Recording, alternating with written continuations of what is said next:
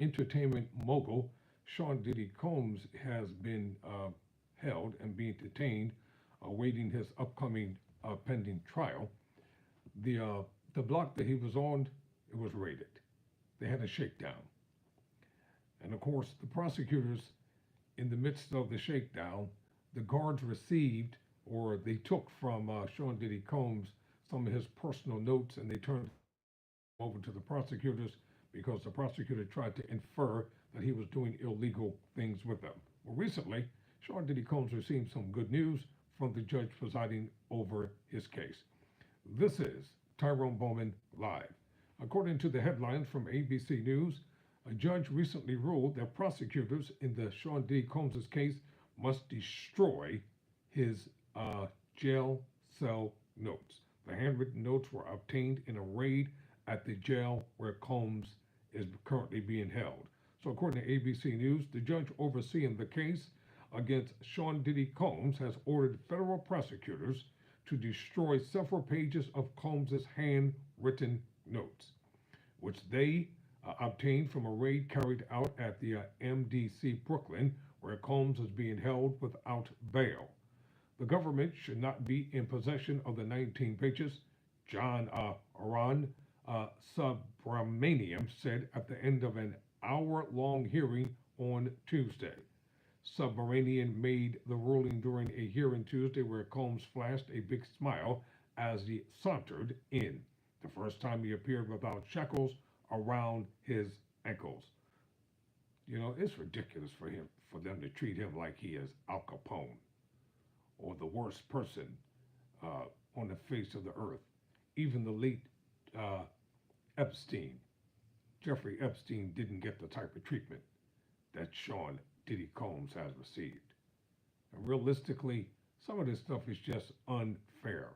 And not to allow the man out on bail when you've had notorious thieves, murderers, gangsters, corrupt politicians who walked out of prison even after they were found guilty of salacious charges. And this man is an entertainer, entrepreneur, and etc. And they keep denying him bail. Keep telling you all there's a two-tier judicial system. One for certain people, and one, no, let me just say it the way it is. One for rich white people and one against rich black people, because they always want to make an example out of them.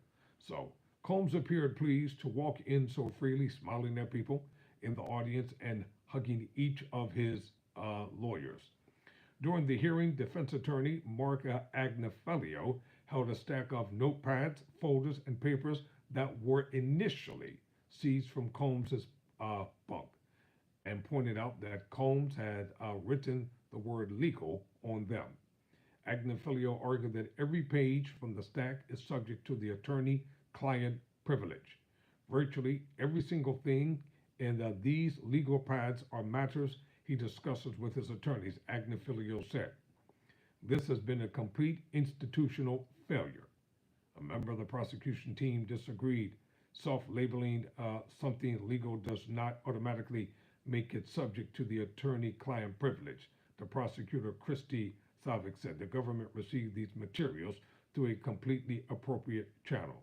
No one is arguing that they didn't receive them appropriately, but I do know, because I was in prison, and I do know that they cannot just come into your cell and take your legal papers. They can't take your legal files. They can't even go through your files unless they have justifiable cause to do so.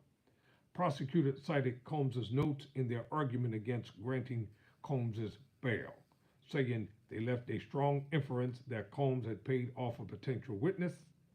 The judge said he would no longer consider the example when he decides whether to release Combs on bail during the hearing on Friday. Give the man bail. Give him ample opportunity to be able to prepare for trial.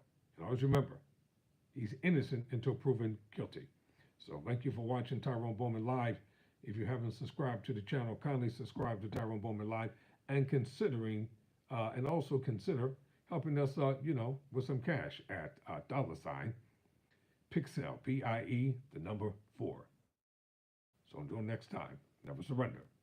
never quit.